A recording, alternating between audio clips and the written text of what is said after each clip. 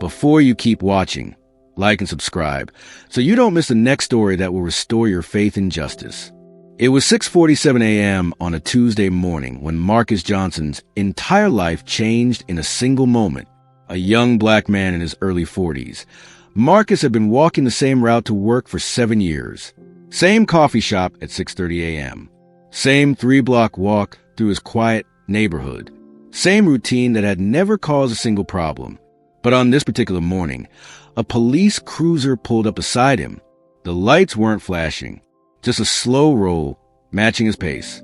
That's when Officer David Chin stepped out. "You fit the description of someone we're looking for," the officer said, his hand resting on his belt. "We need you to stop right there." Marcus had done nothing wrong.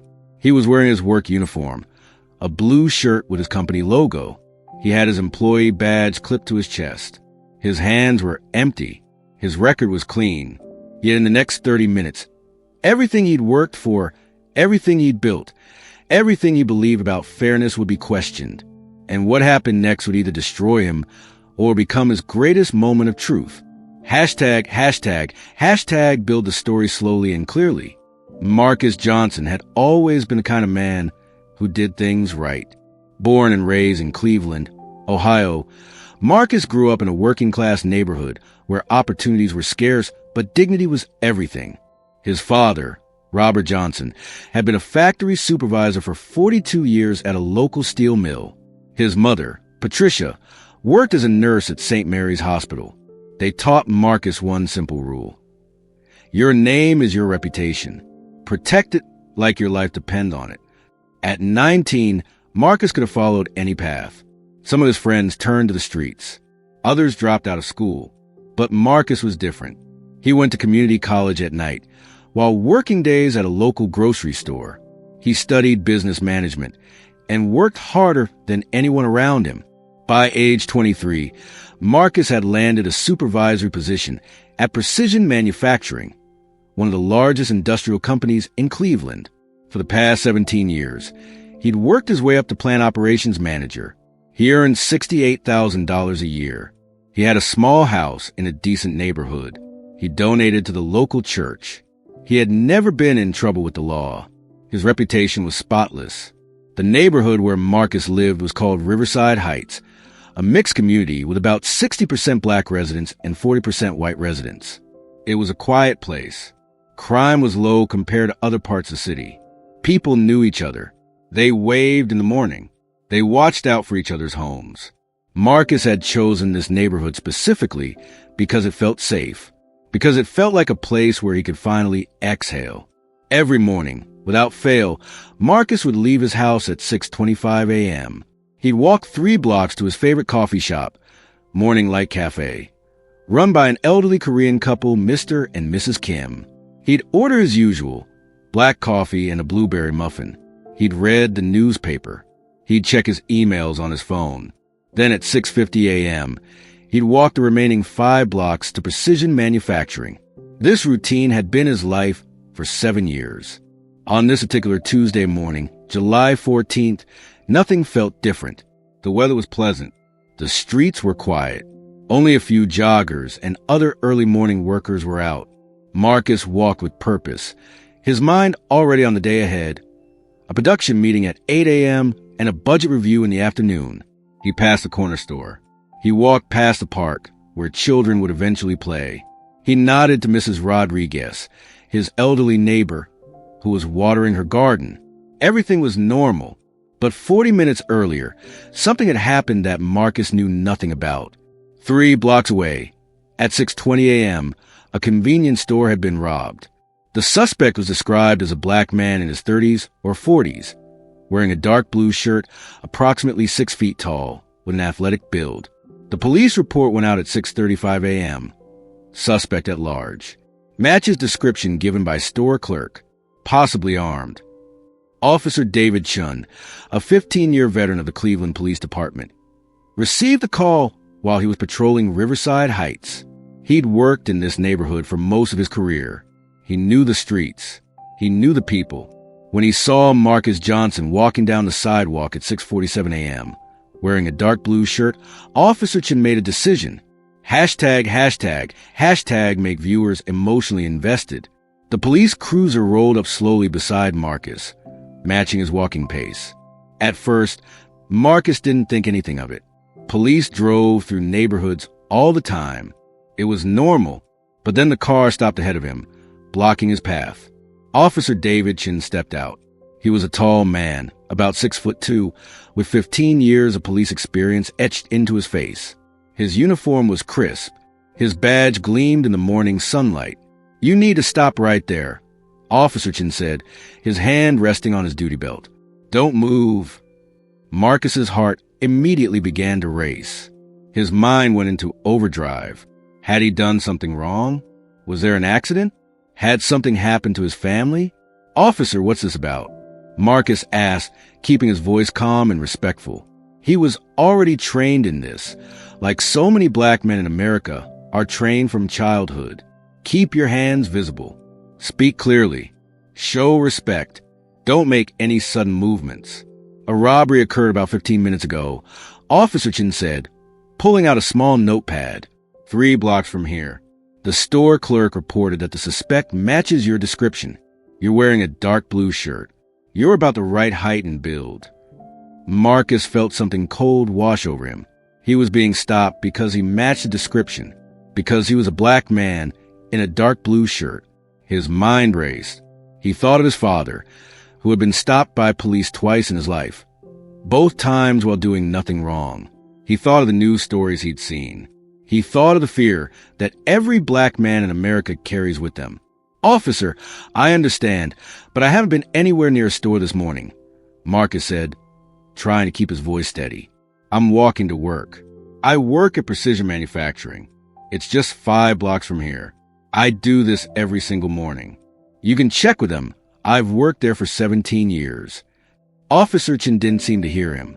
Or perhaps he didn't care. "I'm going to need you to come with me," the officer said. It wasn't a request. It was a command.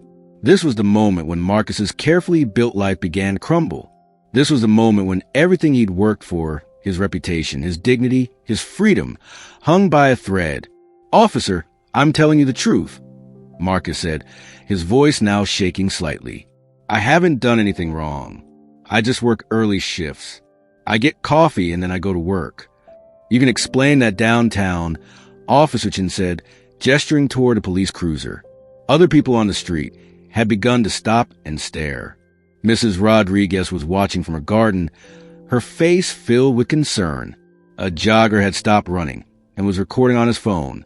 This was no longer private. This was public humiliation. Marcus felt his dignity being stripped away with each second. He was an innocent man, and yet he was being treated like a criminal, in front of his neighbors, in front of strangers, on his way to work. "Please, officer, just call my workplace," Marcus pleaded. "Call Precision Manufacturing. They'll confirm that I work there. They'll tell you I'm there every morning by 7 a.m. Officer Chen's face didn't change. He seemed to be operating from a script, following procedure, not really seeing Marcus as a person. He was seeing a description. He was seeing statistics. He was seeing a suspect. "Put your hands behind your back," Officer Chen commanded. This was the breaking point. Marcus realized in that moment that nothing he said would matter. Nothing he did would matter. He was caught in a system that had already made its decision. With tears burning in his eyes, Marcus placed his hand behind his back. The cold metal of the handcuffs bit into his wrists. He was read his rights. He was placed in the back of a police cruiser, like a common criminal. As the car pulled away, Marcus looked out the window at the neighborhood he'd called home for 5 years. The place where he'd built a life. The place where he'd thought he was safe. Mrs. Rodriguez was still standing in her garden, her hand over her mouth. The drive to the police station took 12 minutes. To Marcus, it felt like 12 hours. His mind was spinning. What would happen now? Would they figure out it wasn't him? Would he lose his job?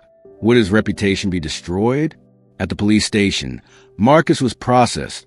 His information was entered into the system. He was photographed. His fingerprints were taken. He was placed in a holding cell. And then came the moment that changed everything. The The convenience store clerk was brought in for a live lineup identification. Marcus, along with 5 other men of similar appearance, was placed behind a glass partition. The clerk looked at each man carefully. "That's not him," the clerk said, pointing at Marcus. "I'm not sure. The man who robbed me was taller, I think, and he had a scar on his face. This man doesn't have a scar." Officer Chen's face fell. He'd made a mistake, a significant mistake. Marcus felt relief wash over him. He was innocent. The system had worked. He would be released, and his life would go back to normal. But the worst was yet to come. Karma or the big reveal. Before Marcus was released, something unexpected happened. Detective Sarah Williams, who had been watching the lineup, approached Marcus in the holding cell. She was a seasoned detective, 30 years on the force, with a reputation for being thorough and fair. "Marcus Johnson," Detective Williams said, looking at her file, 17 years at Precision Manufacturing, plant operations manager, no criminal record, no violations, no complaints. Marcus nodded, hoping this meant he was about to be released. "I reviewed the store surveillance footage," Detective Williams continued. "Officer Chen made an error. The actual robbery suspect was arrested 15 minutes ago, 2 blocks from the store. It was a completely different man. He had a scar on his left cheek, and he was 5'8", much shorter than you." Marcus felt a rush of vindication and anger at the same time. "I want to apologize, Mr. Johnson," Detective Williams said, and she seemed to mean it. "What happened to you this morning was wrong. Officer Chen acted on incomplete information and made assumptions that led to your wrongful detention. That's a violation of your rights, and it's something we need to address." "I want to speak to a lawyer," Marcus said. He was still shaking, still processing what had happened. But Detective Williams had another agenda in mind. "Before you do that, there's something you should know," she said. Officer Chen's actions this morning were part of a larger pattern. Over the past 2 years, he's made 47 traffic stops in this neighborhood. 44 of them have involved black men. Only 3 resulted in actual violations. The others were dismissed or determined to be errors. There's a pattern here, Mr. Johnson, a pattern of racial profiling. Marcus's eyes widened. 1 bad stop, 1 officer, but part of a pattern. Detective Williams pulled out her laptop and showed Marcus data she compiled. Stop after stop, black man after black man. And when he looked at the cases, most of them had been dismissed. Most of them had been innocent people, just like him, stopped because they matched a vague description. "What do you want from me?" Marcus asked. "I want you to file a complaint," Detective Williams said. "I want you to go public. I want the department to have to answer for this pattern of behavior. Officer Chen isn't a bad man. He's been on the force for 15 years, and he's made some good arrests. But something has gone wrong with how he's approaching this neighborhood, and I believe that if we shine a light on it, we can fix it." This was Marcus's moment of choice. He could walk away. He could go back to his quiet life and try to forget what happened, or he could stand up and fight. Marcus thought his father's words. Your name is your reputation. Protect it like your life depends on it. But he also thought of something else. A good man doesn't just protect his own reputation. A good man protects the reputation of his community. "I'll do it," Marcus said. The moral takeaway. The story of what happened next spread quickly through Cleveland. Marcus's lawyer, James Mitchell, filed a formal complaint with the police department's Internal Affairs Division. He also filed a lawsuit against the department for false imprisonment and civil rights violations. But before the legal process moved forward, something remarkable happened. Local news picked up the story. The headline read, "Innocent man wrongfully detained during morning commute. Questions raised about police patterns in Riverside Heights neighborhood." The story went viral. Social media exploded with comments from people who had experienced the same thing.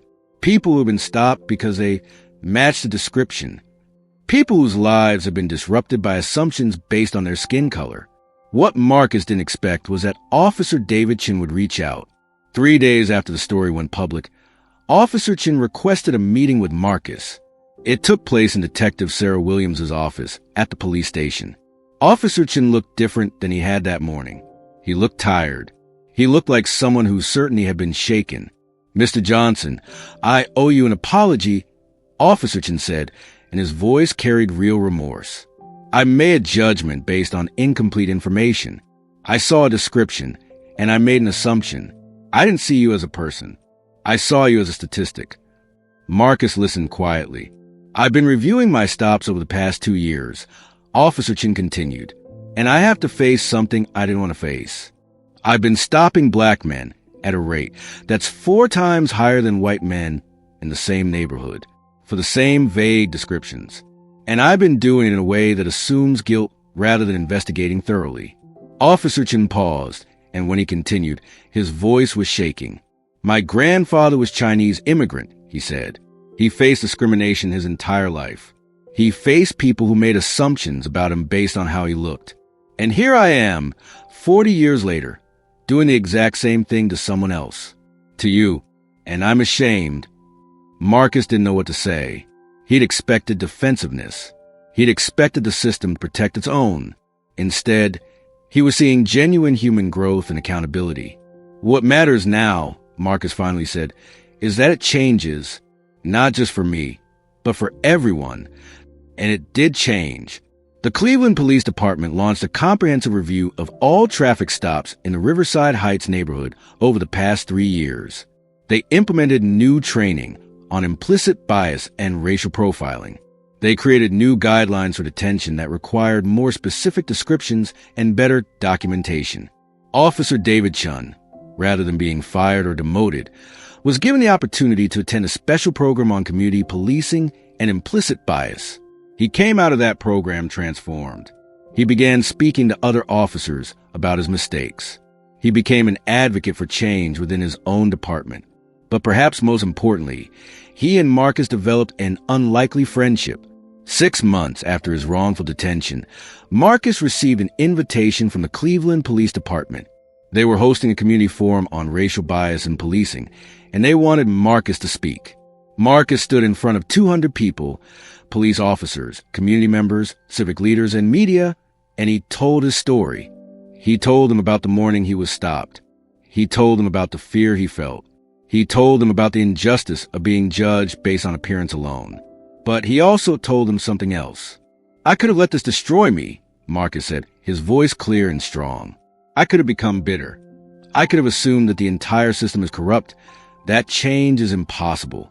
But one person, Detective Sarah Williams, believed that things could be different.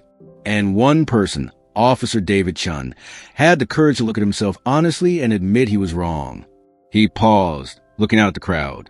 "We live in a time when cynicism is easy," Marcus continued, "when it's easier to assume the worst in people. But I learned something through this experience. I learned that change is possible when one person stands up and says, 'This is wrong,' and when another person listens and says, 'I see it now, and I'm going to do better.'" Officer David Chun sat in the front row, listening intently. When Marcus finished speaking, he stood up and applauded. Others joined him. The applause grew until the entire room was on its feet. 3 weeks later, Officer Chin made a speech at the police academy, addressing the new class of recruits. He talked about his mistakes. He talked about what he'd learned. He talked about the importance of seeing people, really seeing them, rather than just seeing descriptions. "If you stop someone," Officer Chin told the new recruits, "remember that you're not stopping a statistic. You're not stopping a description. You're stopping a person. You're stopping someone's father or mother or brother or sister. You're stopping someone who is innocent until proven guilty. Treat them with the respect and dignity they deserve." 1 year after his wrongful detention, Marcus was promoted to Regional Operations Director at Precision Manufacturing. His life had continued to move forward. But more importantly, the data showed changes in the Riverside Heights neighborhood. Traffic stops based on racial descriptions decreased by 62%.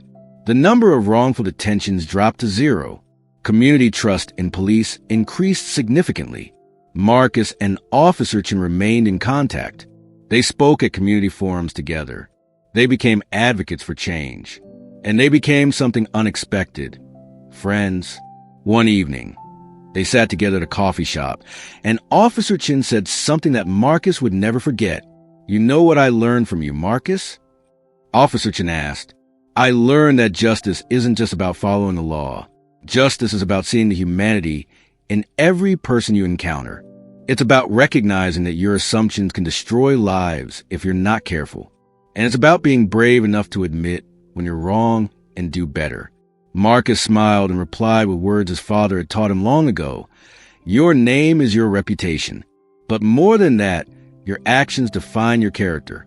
And your willingness to change, to grow, to do better. That's what real character is." The final lesson. This story teaches us something powerful. It teaches us that systems can be broken, but they can be fixed by people who are willing to look at themselves honestly. It teaches us that one person standing up can lead to real, meaningful change. But most importantly, it teaches us that we all have a responsibility to recognize when something is wrong, whether in our institutions, our communities, or ourselves, and to have the courage to demand better.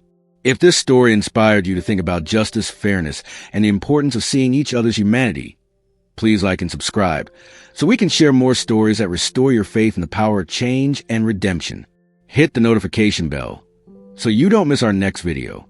And in the comments below, share your thoughts on what real justice means to you. Together, we can build a better world. Asterisk, asterisk, asterisk, asterisk about this story, asterisk, asterisk. This story was crafted to reflect the real experiences of countless Americans who have been wrongfully stopped by police. It's a reminder that change is possible when we're willing to look at our biases, admit our mistakes, and work together toward a more just society. Justice isn't about punishment. It's about growth, accountability, and the restoration of human dignity.